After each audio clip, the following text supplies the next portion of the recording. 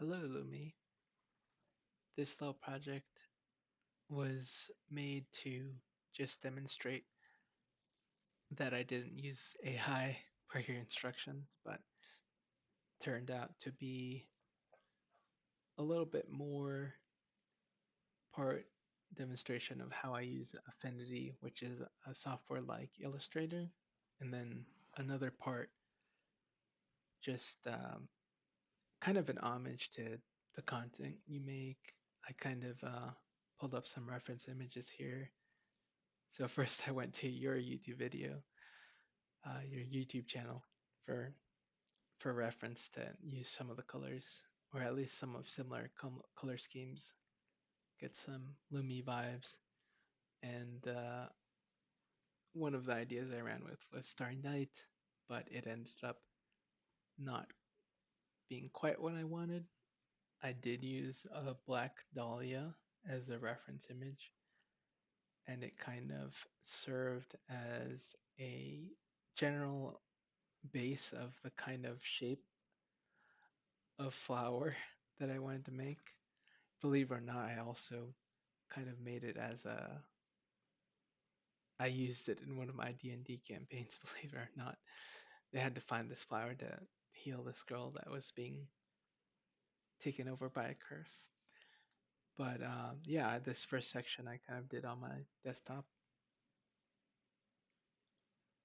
I set the background here to kind of be purplish, but it ended up being more of a blue, even though I have variations of this image.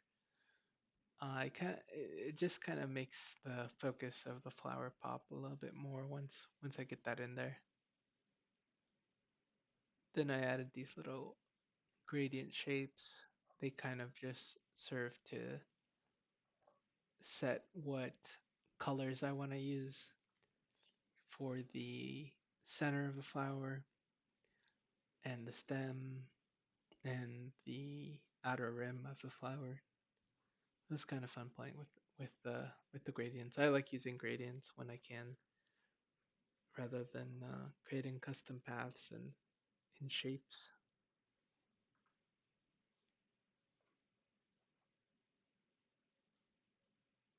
That light blue I added as contrast.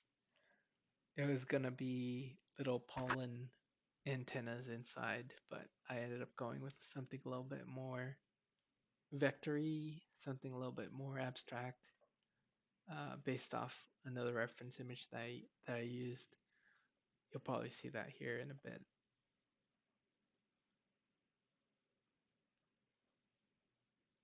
Um, anyway, while I'm running the time lapse in the background, I just wanted to say I really enjoy your content.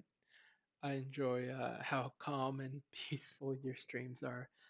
I don't really, I mean, it's not like you're shouting or saying anything crazy to get our attention. It's more like you have a natural sense of wonder and exploring. And you've mentioned on your channel before that you like solving puzzles. One of the first videos I saw, you were not calm, but the more I've been part of your Discord and been able to interact with you, the more it seems that you're a very chill person. You're very easy to hang out with. I really enjoy the vibes of your streams and just the kind of content that you. I'm also a fellow puzzle lover too, so I love that you love puzzles. Sometimes it gets so bad because I want to solve the puzzle before you do. While you're doing it on stream, I was like, how does this puzzle work? How do I solve it? Like, and I don't want to ruin it, of course, so I just kind of watch without saying anything on stream. But I'm also a puzzle nerd.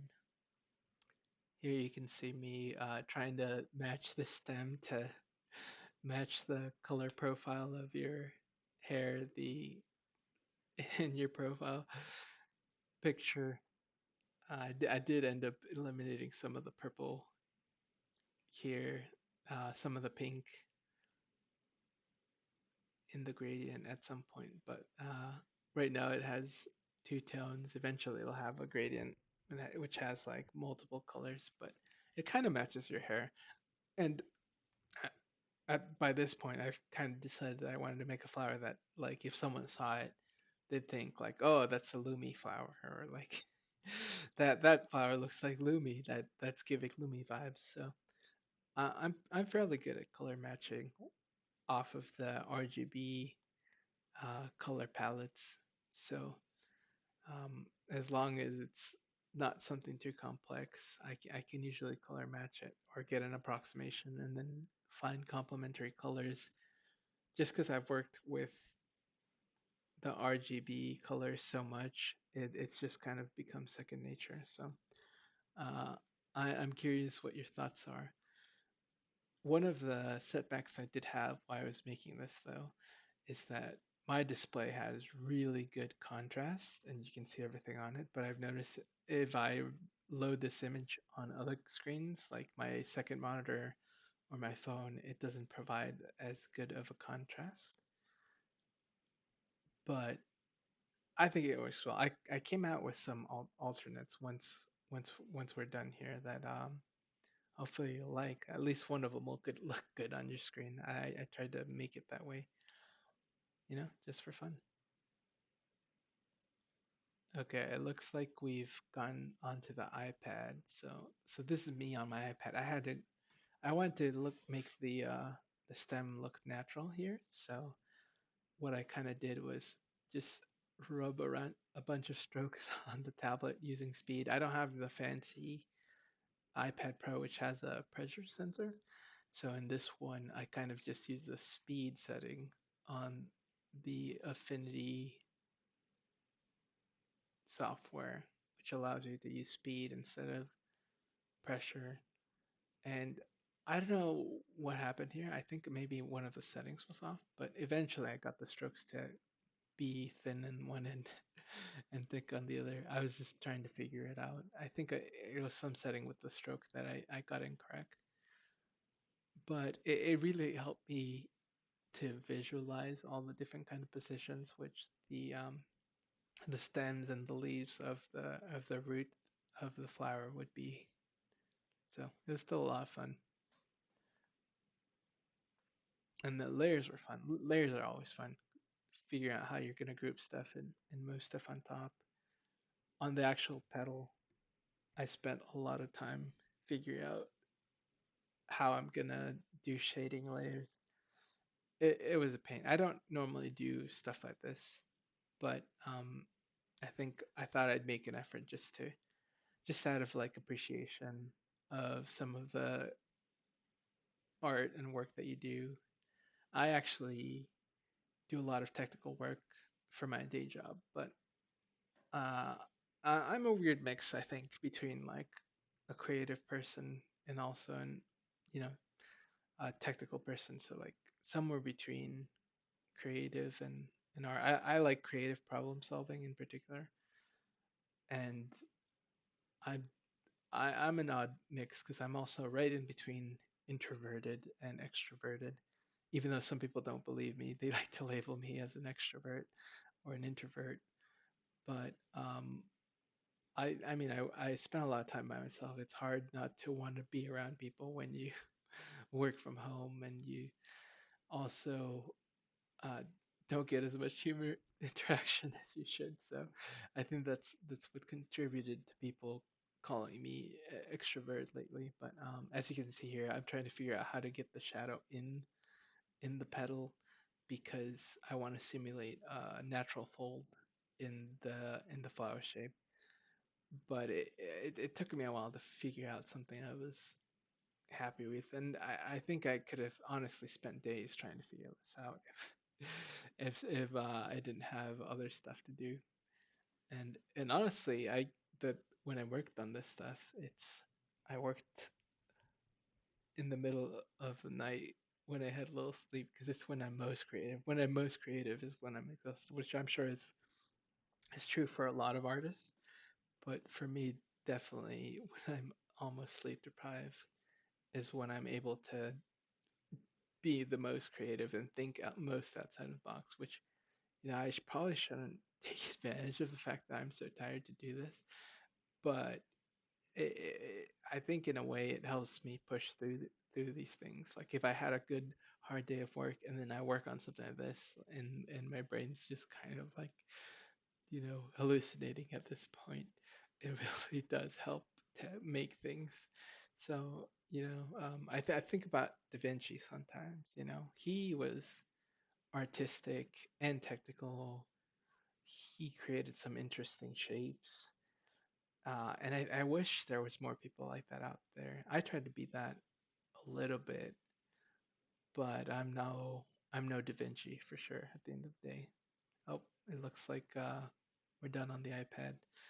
And now in this section, this is where I put everything together. So you see, I got those hand drawn vectors that I imported through my server onto my computer.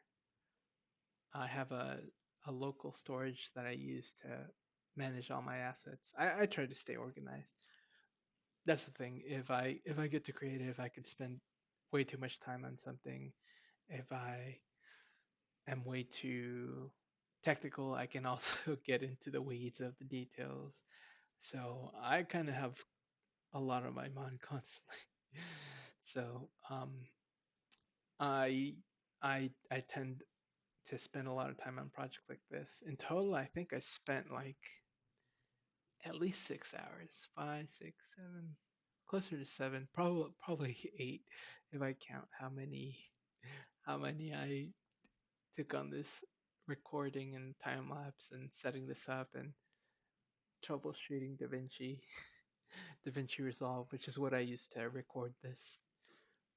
But I had fun, even if no one likes this. I'm glad I got to make this video and just say a few things about what I enjoy about your content and what you make.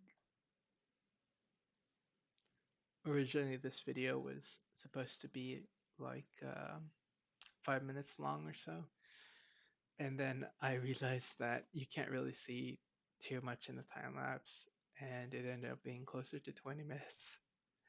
And as I'm recording this, I'm actually just rambling in little spurts and hitting the stop button once I like run out of thoughts or I need a minute to catch up. There's also a delay on the desktop videos. For some reason, the encoding it doesn't like it um, in the OBS format. So I think the MKV file DaVinci Resolve does not like MKV files. So next time I might just convert them into MP4s or something so that it likes it a little bit better. It looks like I'm finally combining my my iPad work with the fine tuning Apple Pencil and my desktop colors here together on this page. So there's a lot of pink. Like there's a lot of pink on this for some reason. And I know you're probably you might not even watch this video, but if you do, you might want to do it while you're if you haven't already done it. I mean, we're getting close to the end, the last 5 minutes of the video here, but or 6 minutes, I guess, at this point. If you didn't already, you might want to watch this video while you're like, I don't know, getting food ready or eating breakfast or something, because it is 20 minutes. And again, I didn't mean for it to be this long, but I think the time lapse looks best at this rate. I can't. I know I said earlier that it must have been like 8 hours, but it might have been closer to 10 because of how much I had to play with the settings. And then I had stuff crash. I had things not saved correctly, and I think a lot of that is with having to do with the formatting. Um, yeah. Anyway, I really liked your content. I think your voice is very soothing. Sometimes I'll uh, I'll watch one of your videos to relax to. It just relaxes me for some reason. Um, your videos do, and I never feel like there's gonna be any screaming or drama or anything weird like that. And I enjoyed watching your or listening into your Finnish videos. I think Finnish is very hard to learn for me for some reason. My background is I grew up with two first languages, so English and Spanish. I kind of learned them at the same time, even though Spanish is technically my first language. But I've kind of always had a fascination with languages and how one word can mean different things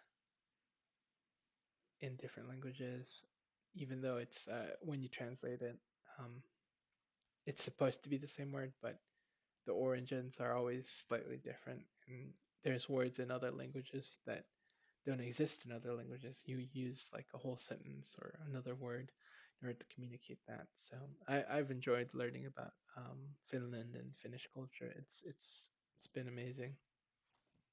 Um, and I feel like you're very like straightforward and honest type of a person, which easygoing, you have a personality that I feel like I really gel with. Like I try to be easygoing and understanding and patient with people.